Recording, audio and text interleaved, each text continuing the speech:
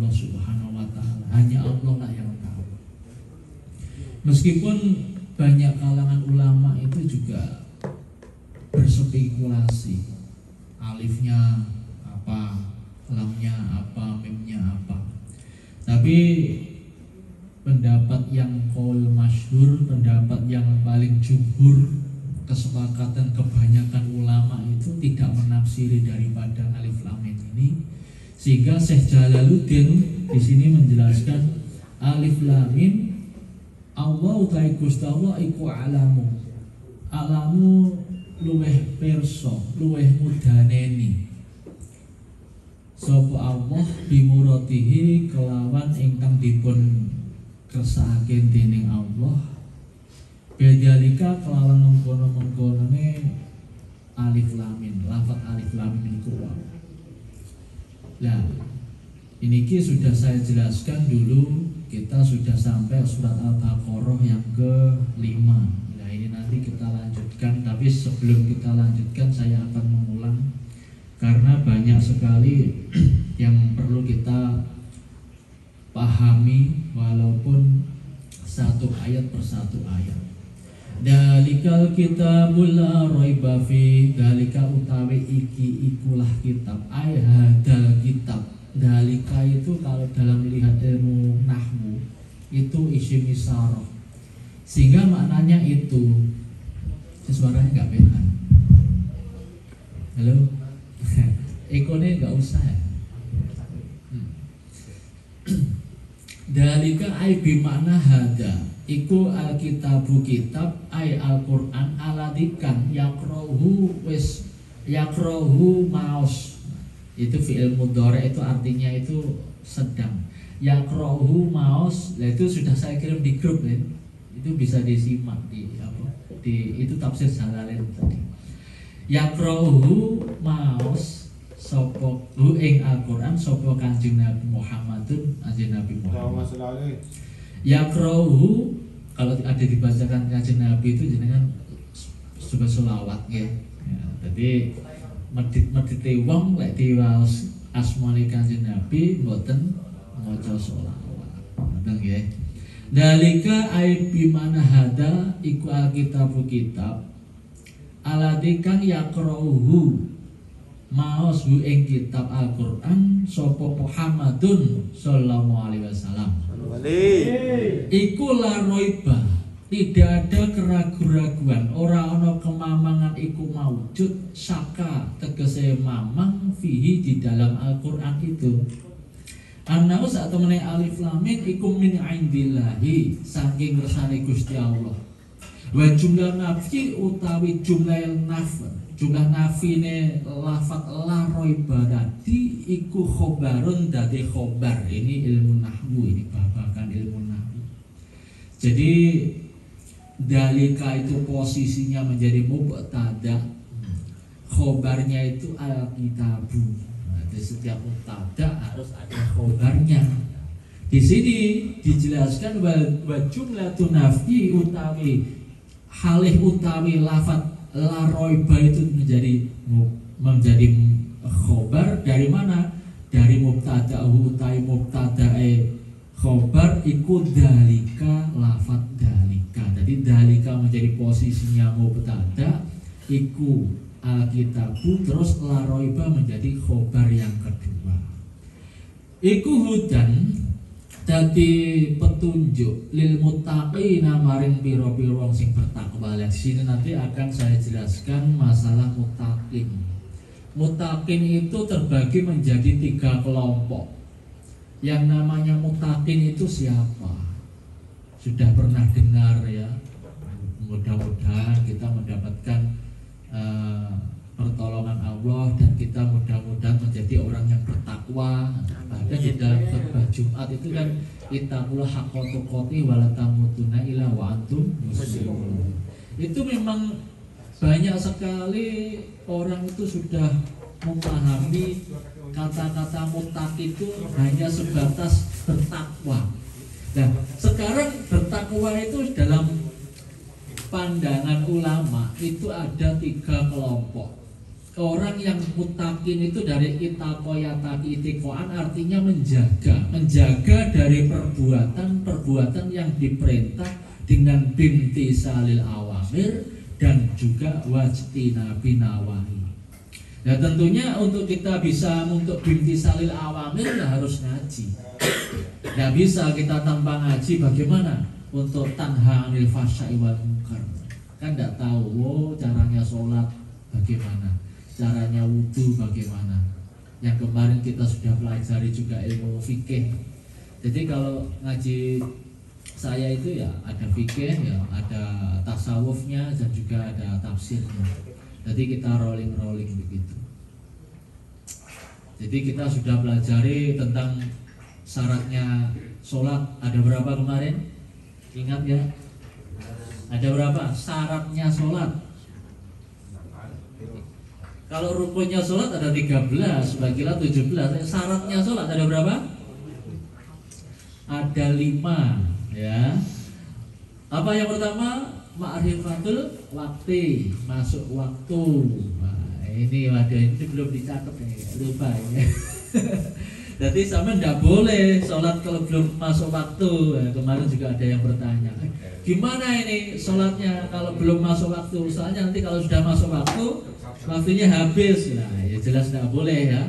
Jadi harus tahu waktu sebelum kita melakukan sholat. Ini fikihnya ini harus kita matengkan dulu ya. Terus yang kedua apa? Mustaqbilal kiblat, menghadap kiblat. Terus yang ketiga, satrul aurat, menutup auratnya laki-laki, pusar sampai lutut. Nah, kira-kira kalau sama nanti pas pakai sholat, bajunya itu atau kaosnya kebesaran, sama lagi rukuk kelihatan dari atas, kelihatan pusernya, itu batal. Kalau kelihatannya dari atas, tapi kalau dari bawah pakai sarung nggak batal. Ini pahami ini fikih ini ya. Kalau dari samping kelihatan ini bokongmu, katakanlah rokok ya, mari rokok kena sarung ini, sak putri ini kita pas satu sholat ya, piwi batal ya, gitu. Jadi harus tahu gitu ukurannya. Terus apa yang keempat? Yang keempat, ya harus suci dari hadas, bukan wudu. Kalau wudu itu hadas kecil. Kalau saya katakan hadas itu ada dua, hadas kecil sama hadas besar. Nah, hadas kecil wudu dengan toharoh, dengan menggunakan wudu itu cukup. Kalau hadas besar dengan mandi janabah. Terus yang terakhir, suci dari najis. Ada berapa najis? Waduh, dari mana ini? Satunya dikorupsi. Ada 3, najis mukhafafah, mutawasithah, sama mughaladhah. Nah, ini ya. Jadi itu harus tahu syaratnya sholat. Bagaimana caranya untuk menjadi orang yang mutakin kalau belum tahu ini fikihnya itu? Nanti akan saya tahu. Jadi begitu. Nah, mutakin itu orang-orang yang menjaga dari perintah, dan mana perintah Allah itu banyak. Bama kholaqtul jinna wal insa illa liya'budun. Jadi tidaklah aku ciptakan jin dan manusia itu untuk ibadah kepadaku. Ibadah itu ada mahdhah dan juga ghairu mahdhah. Contohnya mahdhah sampai sholat. Nah, sekarang saya rinci. Tadi sudah saya jelaskan sholat. Ini yang paling gampang saja. Sholat itu ada yang namanya sholat maktubah dan juga ada sholatun nafilah atau sholat sunnah. Sekarang kira-kira ketika sampean berkendara, naik kendaraan, entah itu mobil, entah itu kereta, dan di situ sudah masuk waktu sholat, apa yang kau lakukan? Sholat li hurmatil waktu. Itu nanti wajib iadah enggak kalau sholat fardu? Wajib iadah. Gimana niatnya sampai iadah? Kalau sudah waktunya sudah lewat, artinya seperti tadi saya perjalanan dari tempat Gisusa ke sini, saya tengok ternyata masih ada waktu 30 menit, artinya untuk sholat maghrib masih ada sisa. Umpama waktunya sudah habis, ya kan? Itu sholatnya bukan adaan, berarti malah qadaan. Umpama tadi itu sudah nggak menangi maghrib, nah berarti sholat li hurmatil waktu di kereta. Jadi sebelum sampean mau ke sini, ke masjid ini, bagi teman-teman yang susahnya jauh, tak ajarin caranya untuk sampean sholat di kendaraan. Ambil air wudhu dulu sebelum saya naik bis. Nanti begitu sampai di stasiun, nah, kalau sampean batal ya ambil wudhu lagi, kan ada itu di wastafel itu. Wudhu yang wajibnya saja sampean basuh. Tahu yang anggota wajib dibasuh wudhu? Pertama wajah. Berapa kali yang wajib? Satu kali. Terus tangan satu kali. Ini yang wajib ya. Terus bagian kepala, ini yang botak Pak Salim. Ini cukup tengahnya gini ya. Ini nanti. Ini. Pokoknya batasnya bon-bonan sini ya, bon-bonan kalau yang botak. Pas bon-bonan gini. Nah, baru nanti telinga itu kan sunnah ini, baru langsung kaki sampai mata kaki begitu. Jadi supaya nggak nanti airnya kemana-mana. Itu kalau mau wajibnya. Begitu sama di kendaraan sudah, sama nanti sholat li hurmatil waktu adaan. Nanti begitu sampai tujuan kok sudah dipastikan sama ada waktu ya ada, itu sholat fardu. Kalau sholat sunnah tidak wajib iadah. Ada yang tahu pernah sholat sunnah? Boro-boro sholat sunnah. Sholat fardu aja kodok ada nggak sempat begitu ya. Untuk limutakin ini loh tujuan kita itu, untuk menjadi orang yang bertakwa ini loh penting. Nah itu ada yang namanya syarat sholat tadi sudah. Terus untuk rukun sholat yang dulu sudah saya sampaikan ada 13, wakila 17. Masalah tumakninah itu juga harus dipahami. Nah lebih-lebih nanti untuk masalah syaratnya yang berikutnya keempat, untuk suci dari najis. Ini yang penting. Ketika sampai itu baju, ini bajumu ini sampai cantolkan, ini kan baju cantolan banyak. Ada nyamuk, banjur sama cablek, des, akhirnya banyak darah di situ. Itu baju itu najis. Ya. Nah, beda ceritanya kalau baju itu kamu pakai. Nah ini mas, ini bajunya putih, ada nyamuk dicablek, terus ada darah. Darah itu najis, kena baju nggak? Kalau sekiranya sampai pakai itu baju najis tapi dimafu. Kenapa alasannya dimafu? Batasannya itu tidak banyak. Banyak umumnya seperti apa? Kalau ditambah tidak banyak dan itu kondisinya dipakai ya itu tidak najis. Tapi kalau dicantolkan gitu hati-hati ya nanti kalau ada darah. Ada yang pernah itu udunan, bisul.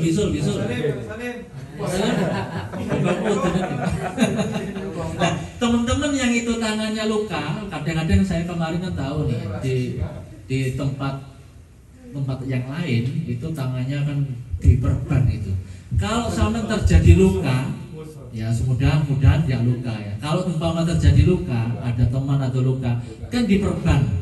Sebelum diperban, pastikan dia wudhu dulu. Dia wudhu dulu terus diperban. Dan nanti supaya pas waktu nanti wudhu tinggal dibasuh di atasnya dan nanti sholatnya tidak iadah. Pahami ini ya. Karena dia posisinya suci ketika sebelum memperban. Tetapi kalau pas waktu kondisinya itu memperbanyak kondisi batal, tidak punya wudhu, nanti sholatnya iadah. Bayangkan, ya, jelibet nggak, ribet nggak? Ya. Begitu pula sama nanti kan yang mau menikah, ya, Nur, ingat ini. Tak kasih tahu ya. Sebelum sahabat menikah, sahabat harus belajar ilmunya khed. Ayo, khed ada berapa kelompok? Waduh, nah ini gimana ini? Masa aku keluar darah apa dek? Gak tahu. Nah ini bahaya sama kalau nggak tahu darah. Darah khed itu warnanya ada 5. Ya, tetapi itu bukan dikatakan darah khed semua. Ada kalanya ini istighatsah, ada kalanya ini khed. Terus sekarang mana bedanya? Mana istighatsah, mana khed? Kalau sama ndak ngaji fikih nggak ngerti. Nah, umpama ada perempuan itu darahnya keluar hari pertama, kedua, ketiga, warna darahnya hitam pekat, aromanya itu menyengat. Nah, itu dihukumi lebih kuat. Sehingga nanti kalau dari darah yang keempat kelima itu lebih nggak begitu menyengat, warnanya lebih nggak begitu tajam daripada yang pertama, kedua, dan ketiga, maka itu dihukumi istihadot. Di dalam sholatnya orang yang istihadot tetap wajib sholat dan wajib berpuasa jika bulan Ramadan. Ini penting nih. Kalau sama nggak ngerti fikih, kayak itu orang ngerti fikih ya dosa kabeh. Ini penting sekali ya. Jadi di dalam masyarakat itu banyak sekali, saya kemarin waktu ngaji di IMO itu juga begitu, banyak sekali yang belum paham. Oh itu istihadot ya ternyata, waduh, dan selama ini gimana ini, ya saya anggap keluar darah itu saya hukumi kan. Wah ini bahaya. Makanya ya pentingnya ngaji itu di situ. Itu ada kitab namanya Risalatul Mahid, itu akan dijelentrehkan, dijabarkan lebih ringan dan rinci lagi. Makanya syarat untuk sholat itu harus suci dari najis. Nah, darah itu juga najis. Sehingga orang yang istighadah kan mengeluarkan darah. Dan darah itu dihukumi najis. Sehingga tatkala darah itu terus keluar, bagaimana sholatnya? Bagaimana wudhunya? Ada caranya. Caranya bagaimana? Sebelum dia wudhu, pastikan masuk sholat dulu. Sudah masuk, Allahu Akbar, sudah waktunya masuk sholat. Dan segera si perempuan itu harus untuk membersihkan. Itu sampel soteknya itu lepas, celananya diganti, dicebokin, baru nanti dikasih pembalut yang baru, celana yang bersih, celana dalam yang bersih. Jadi setiap mau sholat orang istighadah itu harus diganti soteknya sama celana dalamnya. Dan harus tasdidul wudhu, setiap mau sholat fardu wudhunya diperbarui. Tidak boleh wudhu maghrib untuk wudhu isya. Dan wudhu niatnya nawa itu wudhu listibahatis sholat, bukan lirofil hadasil asghori, hadasnya masih keluar.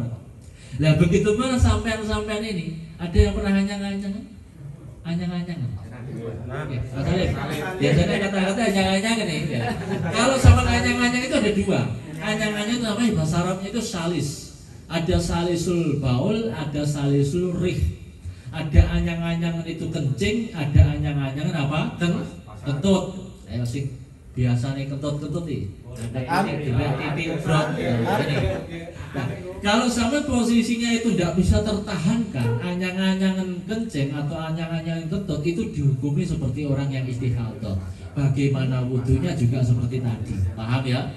Sehingga nanti kalau sama Allahu Akbar berjamaah di sana, pas waktu di tengah-tengah sholat kok keluar itu kencing, nggak tertahankan, itu dimaafkan karena niat sampai tadi nawa itu wudhu alistibahatis. Ini fikih sebetulnya, ini fikih dasar. Tapi kalau dijelimeti ya nggak paham. Jadi begitu. Jadi untuk mutakin kita harus belajar bagaimana caranya untuk menjalankan hukum-hukum syariat itu dengan benar.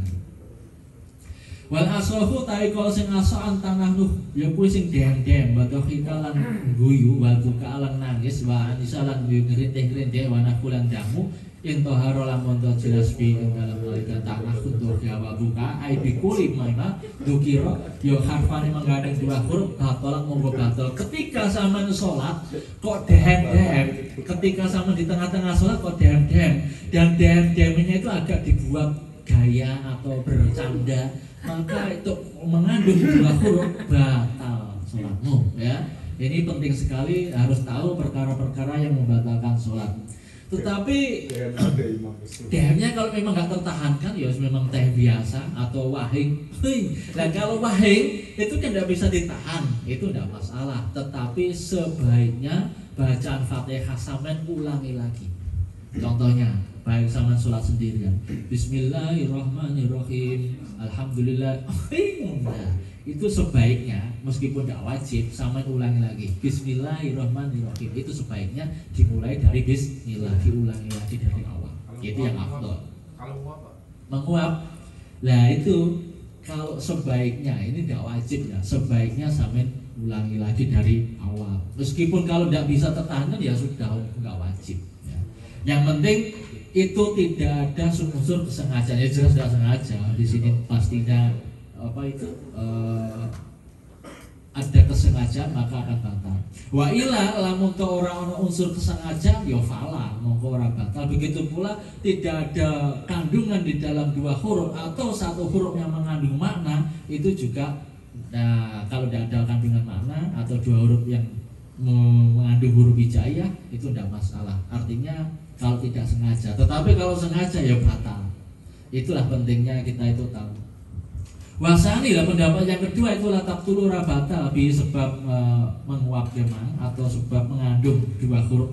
Katakanlah hakum. Nah, ini kan kum itu kan kof sama mim itu mengandung makna artinya berdirilah. Nah, kalau sama tujuannya ada orang dobrok di sana suruh berdiri dengan posisi zaman sholat, nah tujuannya untuk memperpahamkan dia maka batal. Begitu pula ketika ada orang salam. Nah ini pas waktu sama sholat ada orang salam, assalamualaikum gimana? Maka kalau sama jawab batal juga. Nah ini penting sekali ya. Ini harus itu saya kira sudah maklum untuk masalah itu yang mengandung satu huruf dua huruf. Kita lanjutkan lagi.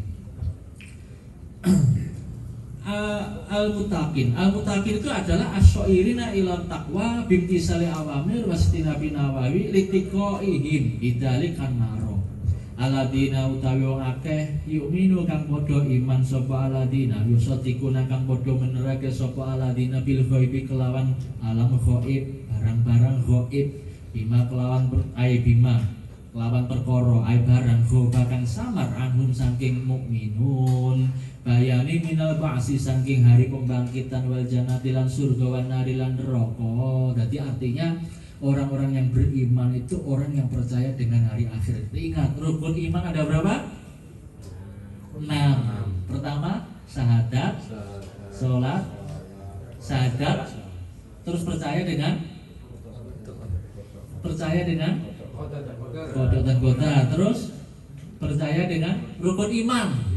Iman kepada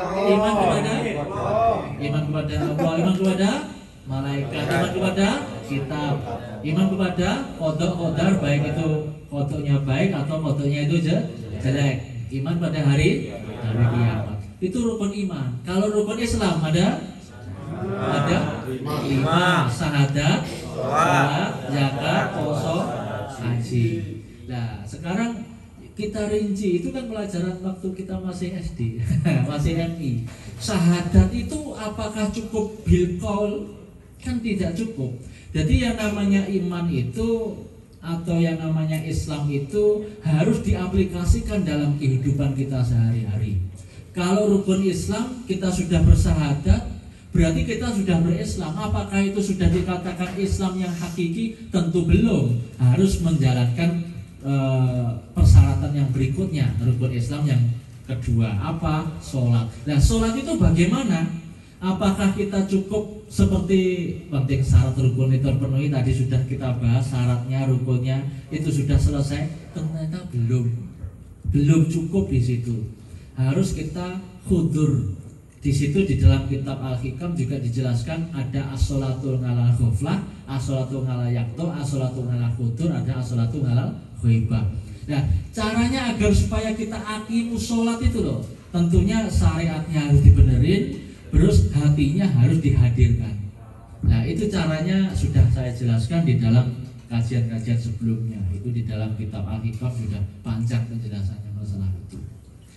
Lanjut untuk meningkatkan ketakwaan yang berikutnya, kita senantiasa harus menjaga dari perbuatan-perbuatan yang dilarang, baik itu dosa itu besar, dosa itu kecil, atau perkara yang dimakruhkan.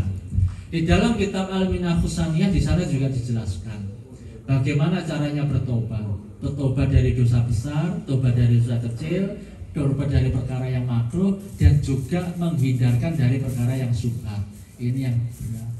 Jadi intinya ada tingkatan-tingkatan di dalam diri kita itu.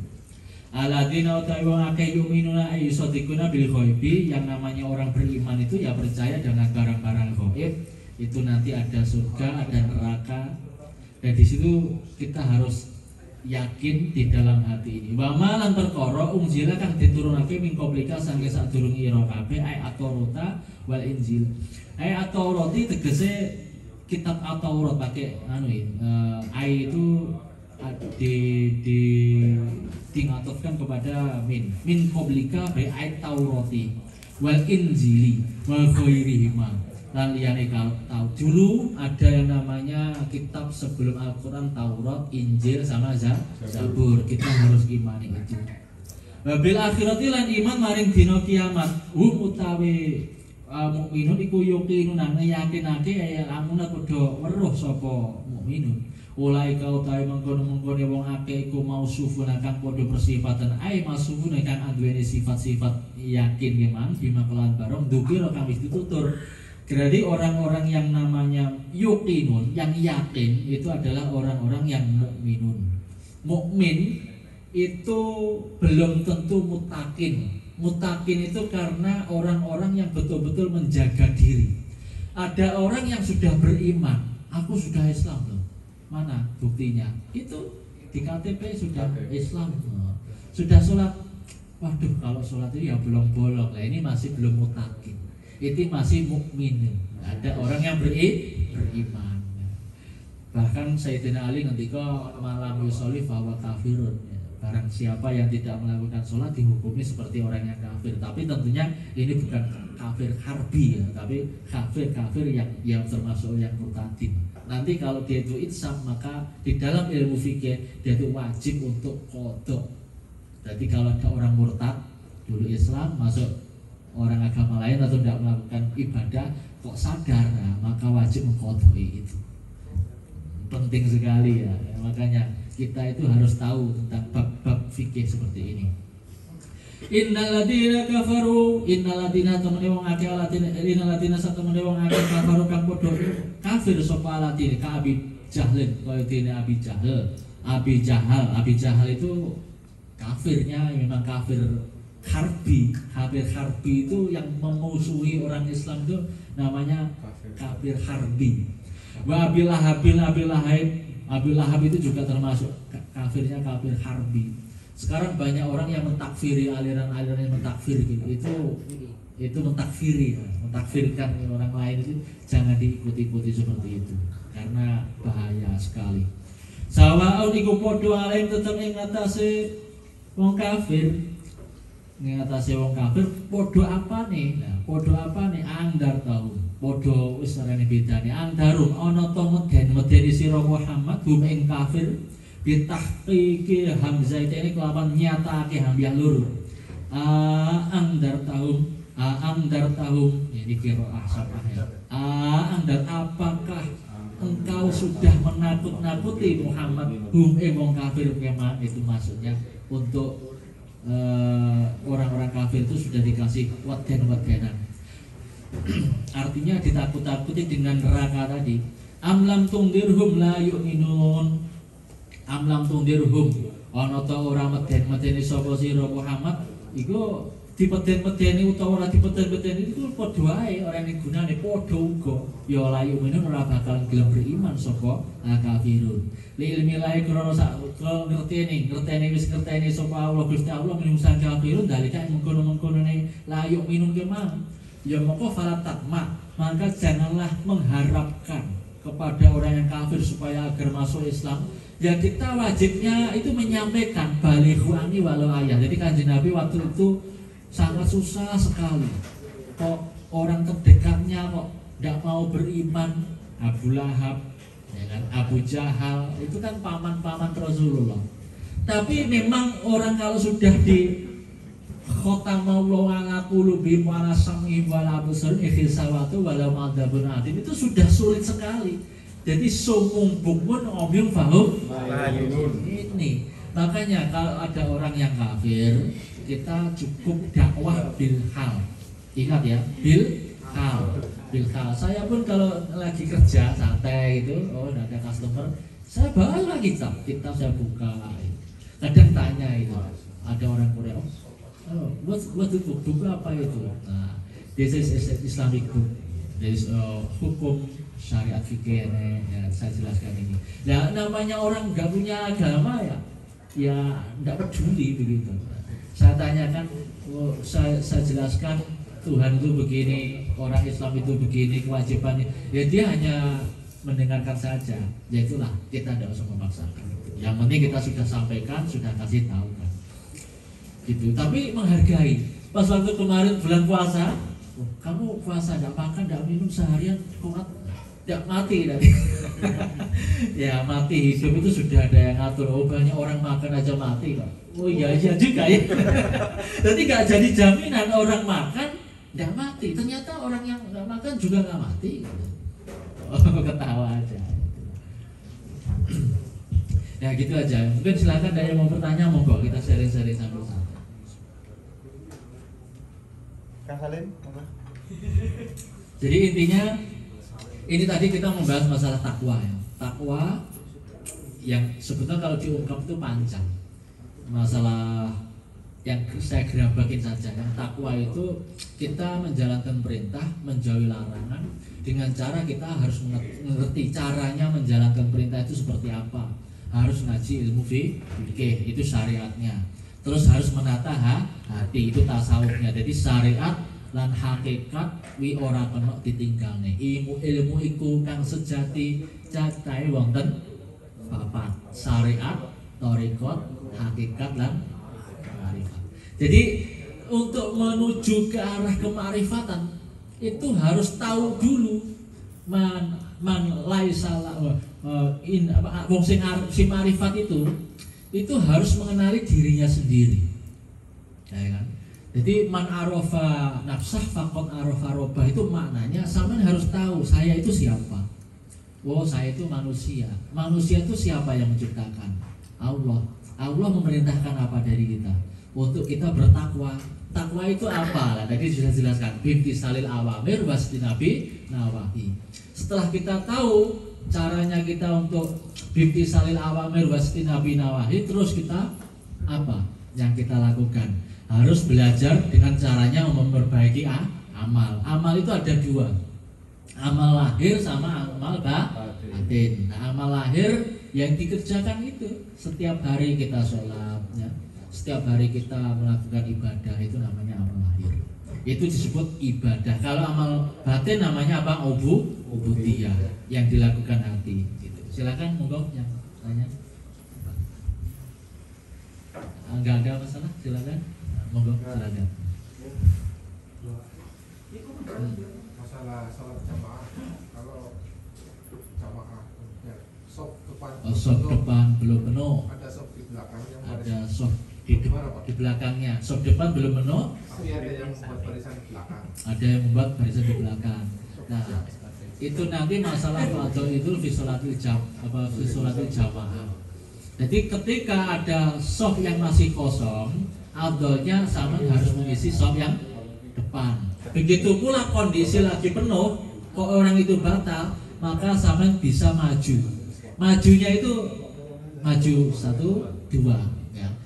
Enggak, yang penting kita mengisi sop itu sudah cukup, jaraknya nggak begitu jauh kan ini. Ya, 1 terus 2 cukup. Jadi itu hanya fadhail. Yang lebih afdol itu suruh ngisi yang depannya. Jangan membuat soft dulu sebelum soft yang depan itu dipenuhi. Nah, nanti kalau sampai nanti membuat soft lagi, itu fadilahnya jamaah itu berkurang. Nah, gitu ya. Itu masalah jamaah. Ketika ada seorang imam itu batal sholatnya, apa yang kau lakukan? Katakanlah sama lagi bermakmum, dia itu lupa nggak baca Fatihah. Pernah terjadi? Atau sama ingatkan, tetapi tetap saja dia tidak melakukan pembacaan Fatihah. Apa yang kau lakukan? Sudah tidak ingat. Urung maca Fatihah. Batal. Sawen. Sama bisa melakukan mufarroqoh. Mufarroqoh itu keluar dari sholat berjamaah, tetap sama lakukan sholat dengan sendiri. Nanti setelah selesai imamnya itu dikasih tahu kamu belum Fatihah, nah, maka dia wajib ya tahu ya caranya seperti itu. Saya kira sudah maklum seperti itu. Terus masalah apa ya, untuk niat sudah paham, Apa yang belum paham silakan, masalah apapun itu silakan ditanyakan Bab mumpung jodoh saya ya? masih di sini. Bab jodoh kan? Bab jodoh. Enggak temu-temu. Ya, aslih nafsaka ya sunnat anas. Jadi untuk mendapatkan jodoh, ya, sampean harus aslih dulu nafsaka. Kenapa selama ini kok sampean belum dikasih jodoh? Allah belum memberikan jodoh itu kenapa? Adakah yang salah? Nah, makanya sampean Pak Abdul mari sing kuwasa, ya Allah Gusti, baca sholawat yang banyak. Saya minta jodoh. Jodohnya yang seperti apa? Dua Gusti. Ya, dua, satu aja belum kok dua. Nah, makanya sampean belajar dulu menjadi orang yang bijaksana. Karena perempuan itu sifatnya bengkok. Bengkok itu kalau didiamkan ya tetap bengkok, kalau diluruskan dengan cara paksa patah. Nah, sehingga kita harus bijaksana. Bagaimana caranya bijaksana? Sampean harus tahu untuk ternyata fikihnya seperti ini, syariatnya begitu. Kita harus bijaksana. Pas waktu dia lagi menguring-nguring, ya jangan kita bahas dengan nguring-nguring, kita balas dengan yang kita sabar. Itu namanya salah satu cara trik untuk kita berhadapan dengan istri. Banyak sekali sebetulnya cara itu. Nah, untuk mendapatkan jodoh banyak sholawat, ya, banyak sholawat dan harus ikhtiar. Ikhtiarnya cari yang seperti apa? Ya silakan. Monggo silakan, nyalain dulu. Monggo Kak Salim. Ini ada yang mau berangkat haji. Ya, jadi ini harus sudah manasik. Sudah. Nah, itu dipelajari kapan untuk apa rukunnya haji, terus apa yang harus dipersiapkan dalam haji, jangan sampai nanti nggak tahu. Ya. Terus nanti masalah tayamum sampean harus tahu ya, saya pesen kalau sampean haji, sampean harus menguasai ilmu tayamum. Kenapa? Tatkala sampean nanti di Arafah kentut, yo nanti lagi wudu, air ada juga cukup minum. Ya kan, dikhawatirkan nanti pas waktu sama tidak sempat minum ya sudah tayamum. Lah tayamum disitulah sama nanti harus tahu caranya. Anggota tayamum pada berapa? Nah, wajah caranya tayamum berapa kali minimal ngusap? 3 kali ya, nggak boleh kurang dari 3 kali. Bakso wajah sekali tidak boleh ya, harus 3 kali. Ya ini memang di dalam fikih itu banyak sekali khilaf ya. Tetapi saya pilih pendapat yang paling ikhtiar, yang paling berhati-hati. Kita lanjutkan lagi fikihnya.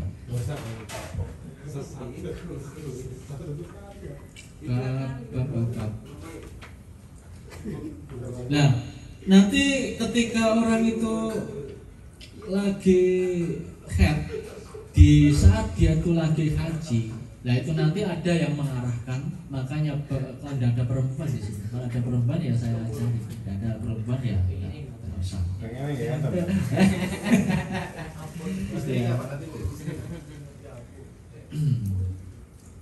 Kemarin ada yang tanya masalah untuk jamak sholat itu.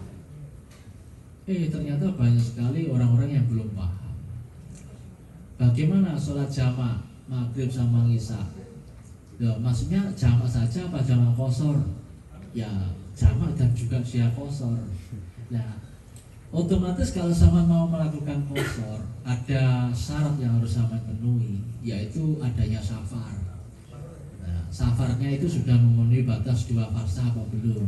Rata-rata atau kurang lebihnya 83 kilo. Kalau kita ambil ikhtiyat ya 90 kilo gitu. Nah, ketika itu sudah memenuhi, tentunya ada syarat lagi yang harus sama ketahui. Yang bisa dikosor itu sholat yang jumlahnya 4. Ternyata dia nggak ngerti. Maghrib dikosor jadi 2. Ya aduh. Ya ini makanya banyak sekali di masyarakat itu yang seperti itu. Ya. Makanya ya kita ngaji fikih itu harus kita ajarkan kepada masyarakat, terutama kepada keluarga ya. Qu anfusakum wa ahlikum nar. Jadi termasuk kita sebagai suami pahami bagaimana suami itu bertanggung jawab menafkah lahir sama batin, begitu pula mengajarkan masalah bab thaharah. Ini ada najis, takutnya tidak ngerti nanti bagaimana cara menghilangkan najis ya. Besok kita kan pagi-pagi ngaji hikam. Kalau sekarang kita bahas mumpung ada waktu, kita fikihnya diperdalam. Gitu. Bagi teman-teman yang mau belajar itu nahwu, sorof sama saya di Zoom itu setiap hari, kecuali hari Ahad itu libur, itu jam 8.30 sampai jam 9. Itu cuma 30 menit. Materinya sudah ada di Zoom. Nanti saya slide-kan di situ. Cuma setengah jam saja. Nah, bagaimana caranya baca kitab? Nah, itu nanti kita ada ilmu nahwu sorof lughat dengan sistem metode yang cepat bagi yang mau. Dan ngajinya kalau pagi setiap hari itu, kecuali juga hari Ahad sama Sabtu itu libur, itu di Imo. Ada yang punya aplikasi Imo kan? Makanya kalau ada kontak saya nanti tak kasih grupnya, itu khusus grupnya. Jadi jam 7 pagi sampai jam 8 pagi waktu Korea. Jadi sebelum berangkat kerja ngaji dulu ya. Di situ nanti fikih ya, hikam dan juga tafsir. Makanya kan saya jarang ke sini karena ya itu kesibukan sama kadang badan capek, enggak libur gitu. Ya kita aja dulu, ada pertanyaan silakan, kalau nggak ada kita tutup ya, kita akhiri kajian ini. Insya Allah kita besok pagi dilanjut lagi. Akhir kalam, assalamualaikum warahmatullahi wabarakatuh.